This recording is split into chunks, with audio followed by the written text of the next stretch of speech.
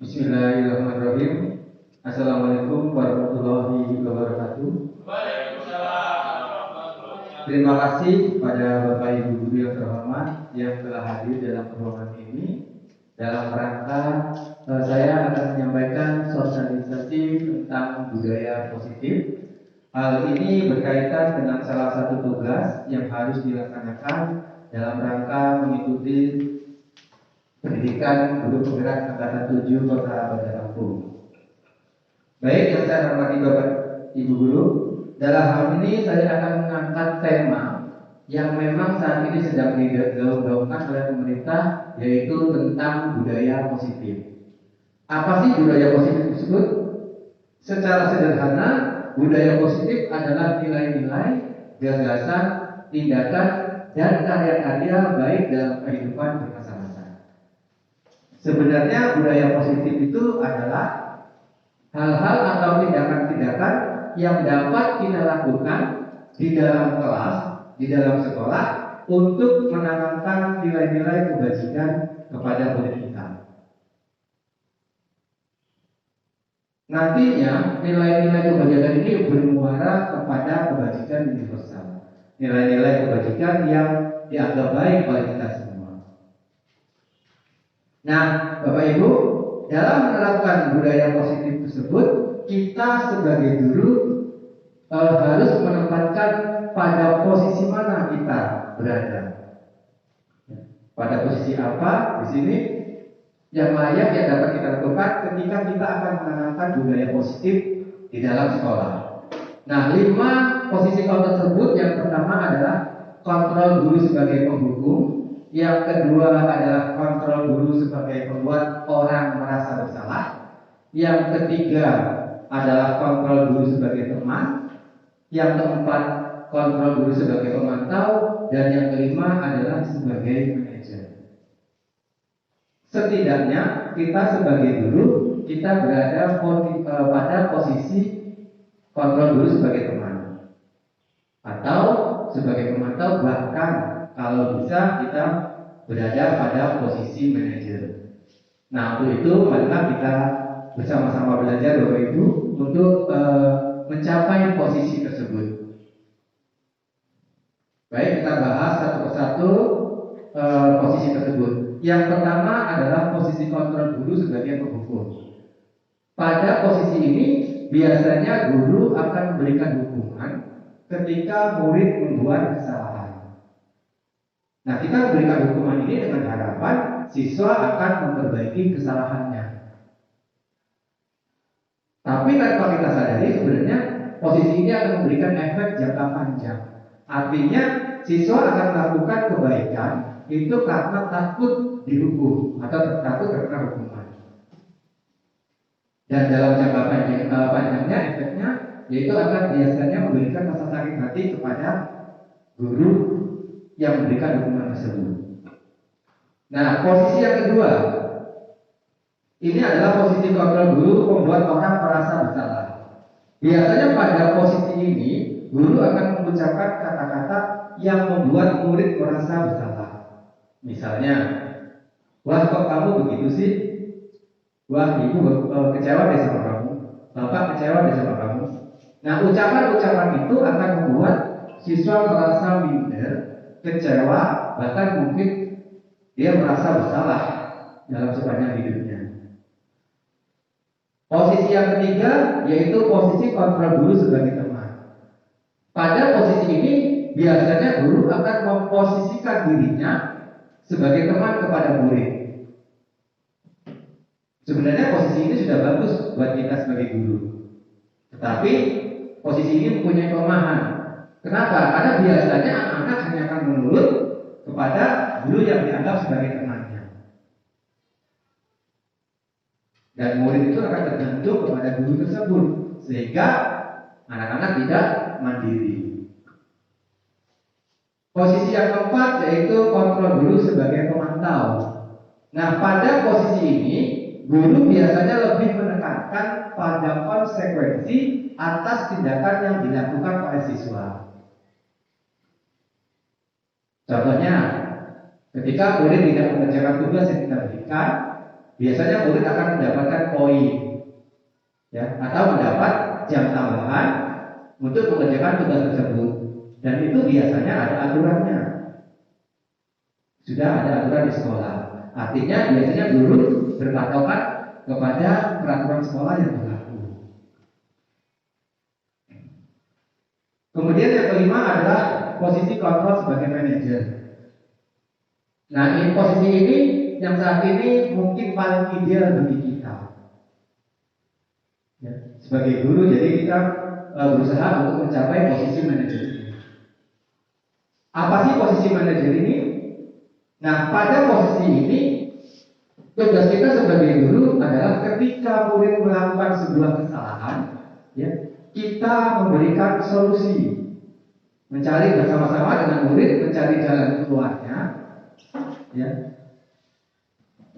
sehingga ketika nanti murid kembali ke dalam kelompoknya akan menjadi siswa yang memiliki karakter yang lebih baik. Jadi di sini kita tidak membuat murid merasa bersalah, tidak menghukum, ya, tidak tergantung kepada kita. Jadi kita berikan solusi, ya, bersama-sama dengan solusi jalan keluarnya, sehingga ketika anak berhasil melakukan perbaikan, dia akan menjadi karakter yang lebih baik lagi.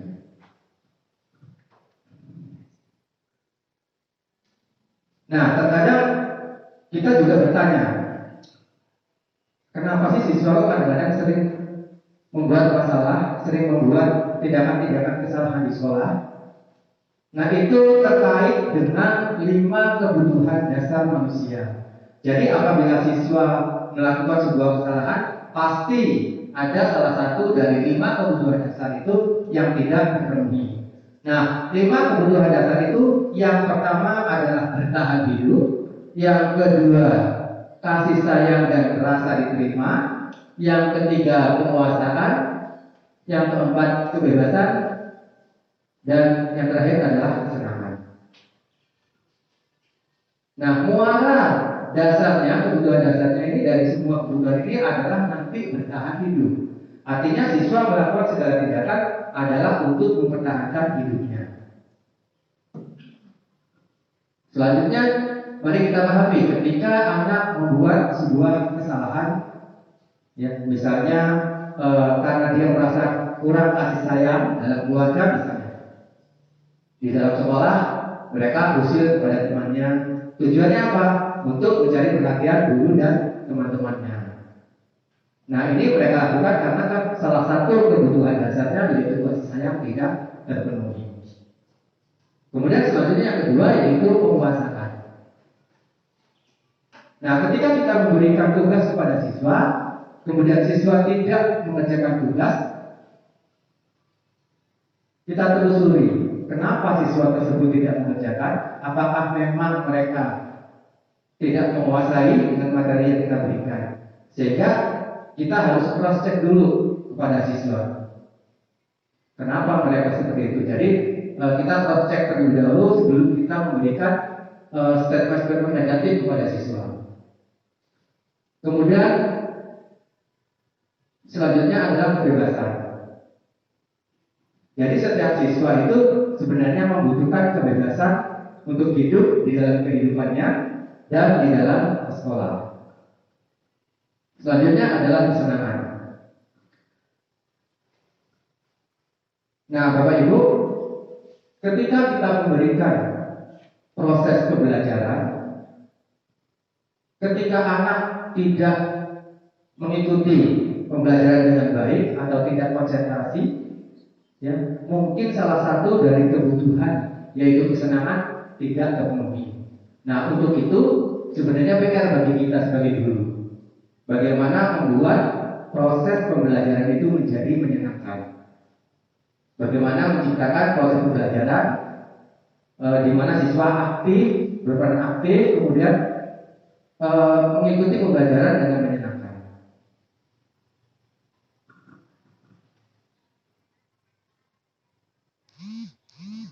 Nah, ketika kita sudah melakukan sampai dengan tahap manajer misalnya, nah ketika murid melakukan sebuah kesalahan, Ini tugas kita sebagai guru adalah melakukan restitusi. Apa sih restitusi itu? Restitusi itu adalah proses, ya, proses mengembalikan siswa ketika siswa melakukan sebuah kesalahan, ya, kita bina, ya, kita carikan solusi sehingga siswa tersebut bisa kembali ke dalam kelompoknya, memiliki karakter yang lebih baik lagi. Nah, dalam tahapan restitusi itu ada 3 tahapan yang kita kenal. Yang pertama adalah menstabilkan identitas. Yang kedua adalah validasi tindakan yang salah. Yang ketiga adalah menanyakan keyakinan. Jadi langkah pertama, ketika siswa melakukan sebuah kesalahan, kita melakukan validasi identitas. Artinya kita membuat mereka tenang terlebih dahulu. Bagaimana prosesnya? Artinya kita tidak menyalahkan mereka. Ya bisa dengan kata-kata misalnya, ya nggak apa-apa. Semua orang bisa kok melakukan kesalahan, tidak kamu saja. Atau Bapak juga dulu pernah melakukan kesalahan, tetapi Bapak berusaha untuk mencari solusinya. Nah, artinya dalam tahap ini kita membuat siswa merasa tenang terlebih dahulu. Nah, selanjutnya setelah itu baru kita ke validasi tindakan yang salah. Nah, setelah kita menstabilkan anak, ya, kita cari tahu, kita cari informasi kenapa siswa tersebut melakukan sebuah kesalahan. Nah, ini berkaitan dengan 5 kebutuhan dasar tadi. Artinya ada salah satu dari kebutuhan dasar itu tidak terpenuhi. Sehingga tugas kita adalah mencari data, mencari informasi kenapa murid itu berbuat kesalahan tersebut, apa penyebabnya. Baru setelah itu kita menanyakan keyakinan kelas. Nah, keyakinan kelas inilah yang nantinya kita buat, kita sepakati bersama murid, sehingga ketika murid membuat kesalahan, kita tanyakan lagi. Berarti kalau kesalahan ini dibuat, kamu sudah melanggar keyakinan kelas mana yang kita buat? Ya. Silakan Bapak Ibu perhatikan contoh penerapan restitusi, di mana kasus ini adalah siswa membolos pada pelajaran praktikum dan ternyata berada di kantin bersama siswa lain, bersama siswa kelas lain. Artinya anak ini tadinya ada pada pembelajaran pertama, begitu belajar praktikum anak itu tidak ada. Nah, kita lihat contoh penerapan restitusi di sini.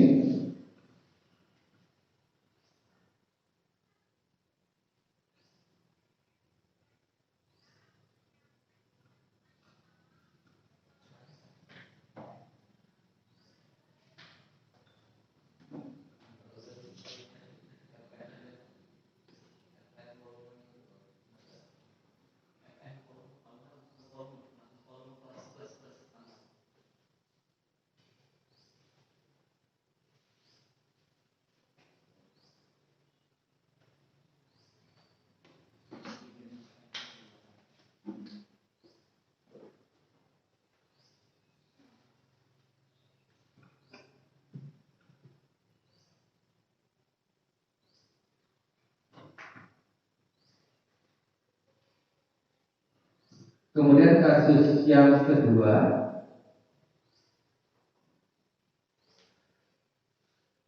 di sini siswa tertidur di kelas ketika terjadi proses pembelajaran.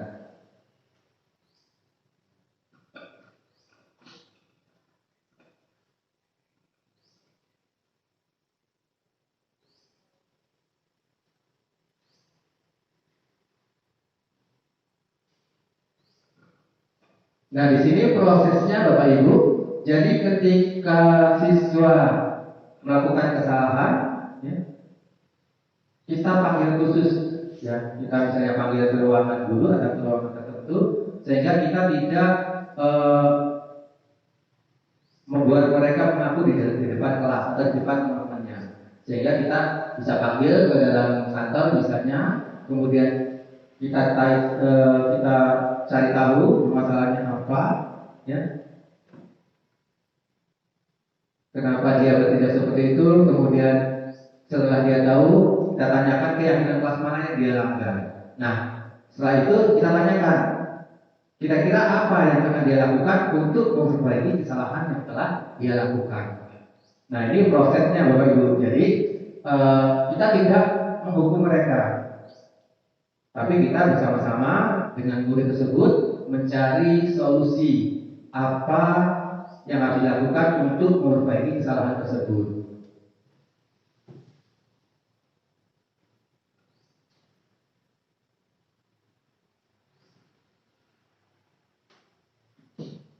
Nah, ternyata ya setelah kita praktek restitusi tersebut, tanggapan siswa itu dia merasa senang. Kenapa? Karena ketika mereka melakukan kesalahan, mereka tidak mendapatkan hukuman. Ya, tetapi mereka kita ajak berdiskusi, mencari solusi permasalahannya apa. Nah, sehingga nantinya kita mengharapkan bahwa mereka akan memperbaiki kesalahan itu dengan kesadaran mereka sendiri. Begitu ya Bapak Ibu. Nah, kira-kira tanggapan Bapak Ibu bagaimana terhadap pelaksanaan restitusi tersebut? Silakan Pak Haris. Terima kasih Bapak Sutris. Tanggapan saya sebagai rekan guru melihat seperti yang di depan layar tadi dikenal dengan istilah restitusi. Kalau kita lihat murid merasa tidak dihakimi, jadi kita tanya secara face to face, akhirnya mereka mengakui kesalahannya dan mereka tidak merasa dipojokkan, sehingga yang namanya metode ini baik sekali jika diterapkan oleh guru tanpa mempanismen atau menghukum secara langsung, tanpa kita langsung spontan begitu saja, tapi dicari penyebabnya sehingga untuk kedepannya siswa tersebut tidak akan mengulangi kesalahan lagi. Oke, itu pendapat dari saya. Terima kasih. Baik, itu pendapat. Terima kasih Pak. Yang lain Bapak Ibu? Pak Ardi. Pak Ardi.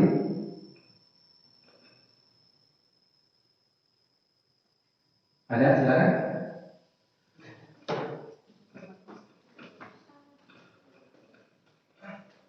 Oke, assalamualaikum warahmatullahi wabarakatuh. Waalaikumsalam warahmatullahi wabarakatuh. Kalau yang di sini yang saya lihat adalah guru sebagai kontrol, guru sebagai seorang manajer. Tapi saya di sini pernah Pak mengalami suatu studi kasus, ya, di mana ketika saya mengajar di kelas yang memang kelasnya dia sudah terkenal, sudah terbranding, image-nya itu kelas luar biasa. Apabila keyakinan kelas sebagai manajer ini, di mana kita melakukan diskusi bersama murid, itu sasarannya kurang tepat. Karena apabila kita hanya mencari solusi bersama, tidak ada suatu efek jera yang benar-benar membuat siswa itu berhenti dari kenakalannya, itu akan dia akan terus. Artinya kalau kita hanya diskusi, siswa itu menganggap sepele gitu. Hanya diskusi, hanya peneguran biasa. Tetapi di sini yang pernah saya terapkan di kelas adalah perpaduan antara kontrol guru sebagai penghukum dan juga kontrol guru sebagai manajer. Ketika itu seluruh satu kelas siswa menggunakan sepatu di dalam kelas. Padahal sudah kita ketahui bahwasanya peraturan di sekolah, siswa dilarang memakai atau menggunakan sepatunya di dalam kelas. Tapi memang kelas ini sudah sangat sering, gitu. Nah, di situ saya menerapkan dua kontrol guru, yang sebagai penghukum dan juga sebagai manajer. Di mana waktu itu saya memang minta seluruh siswa itu maju, ya, sekitar 10 menit itu saya minta mereka untuk berpikir, merenung di depan, dan baru kemudian saya melakukan kontrol sebagai saya minta pendapat mereka dari beberapa perwakilan, sehingga menimbulkan suatu kesimpulan apabila kejadian tersebut diulangi maka akan terjadi proses penghukuman penghukuman yang jelas yang telah kami sepakati bersama. Itu seperti apa? Apakah memang bisa diterapkan perpaduan antara kontrol guru yang ada yang nomor 1 dengan nomor 5 tersebut? Ataukah ketika kita sebagai penghukum ya kita harus sebagai penghukum aja, tidak bisa dipadukan dengan kontrol guru yang lainnya? Terima kasih Pak Dr. Baik, terima kasih. Baik, terima kasih Pak Adi. Baik sekali pertanyaannya di situ ya. Tujuan kita membuat keyakinan kelas itu adalah agar kita berada pada posisi manajer. Kita posisi manajer tadi itu kita tidak membuat mereka merasa bersalah. Artinya begini, langkah yang pertama kan otomatis supaya kita bisa menerapkan itu kita membuat keyakinan kelas terlebih dahulu. Nah, keyakinan kelas itu yang membuat ya kesepakatan antara murid dengan guru. Artinya karena mereka yang membuat, kan berarti mereka akan tanggung jawab terhadap apa yang mereka lakukan. Nah, jadi misalnya nih 30 siswa kita buat nih sekolah masing-masing siswa misalnya membuat 3 keyakinan kelas yang mereka yakini, yang mereka yakini mereka bisa melakukannya. Kita kumpulkan, kemudian mereka tanda tangani bersama-sama, kemudian dari keyakinan-keyakinan yang terkumpul itu kita pilih mana yang akan kita terapkan di sekolah, ya di dalam kelas tersebut. Artinya itu kan sudah mereka yang buat, mereka tanda tangan. Artinya mereka tahu konsekuensinya apa. Nah, jadi ketika kita panggil, kemudian mereka sudah menyadari, oh saya berarti kesalahan saya di mana? Saya melanggar keyakinan kelas yang mana? Nah, untuk itu setelah mereka tahu, kita tanya, tindakan apa selanjutnya yang mereka lakukan untuk memperbaiki kesalahan tersebut? Ya, otomatis kan mereka akan memberikan jawaban. Saya akan seperti ini.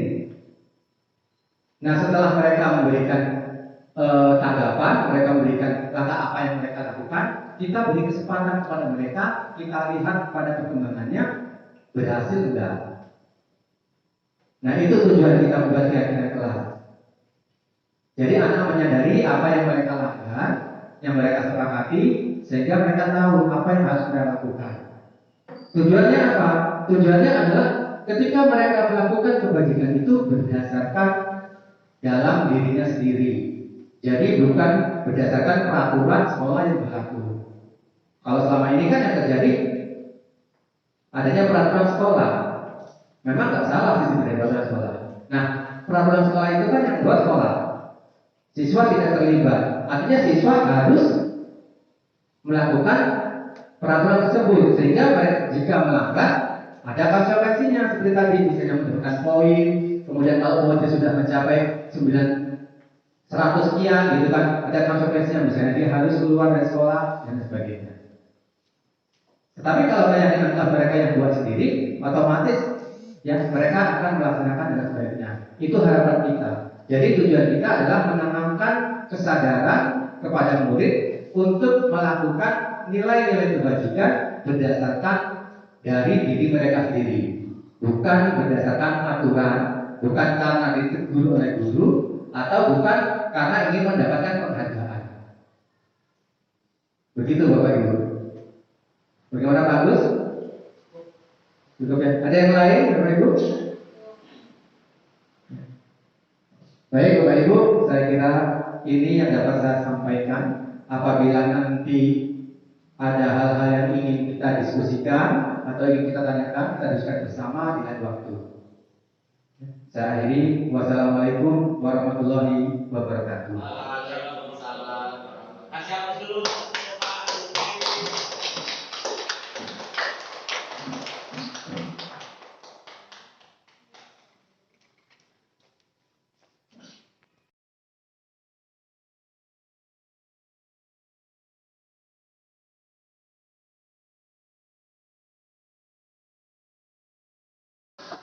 Ya, masuk.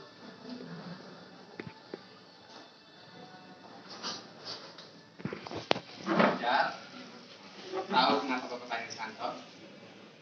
Nah, terkait dengan pembelajaran kemarin, ya, kamu tidak masuk ke ruang praktek. Bapak cari kamu di kelas tidak ada. Tapi akhirnya kamu hadir di sekolah. Kamu kemana? Saya bolos sama teman-teman yang lain karena saya takut Pak tidak mengerjakan tugasnya. Oh, gitu. Bapak tidak harus mencari tahu siapa yang memulai mengajak kamu membolos, ya. Apa kamu yang diajak atau kamu yang mengajak. Ya. Tapi kalau Bapak tahu kenapa kamu membolos. Saya ikut-ikut teman-teman yang lain Pak, biar kompak.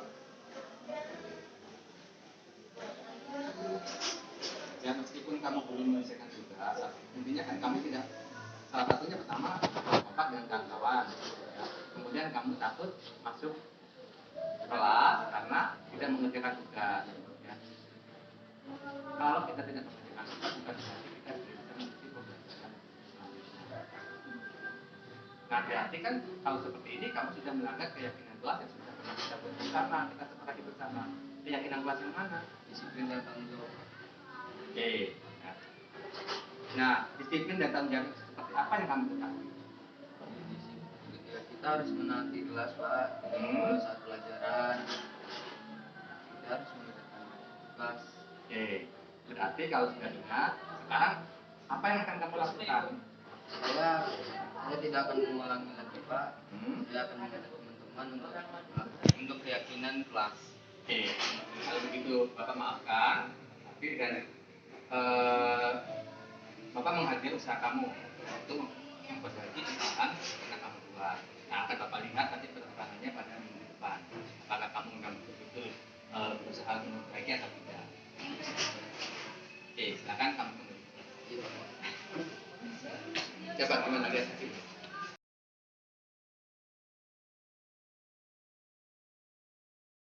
Perkenalkan, nama saya M. Algar Ramadan, murid kelas 9 SMP 13 Bandar Lampung.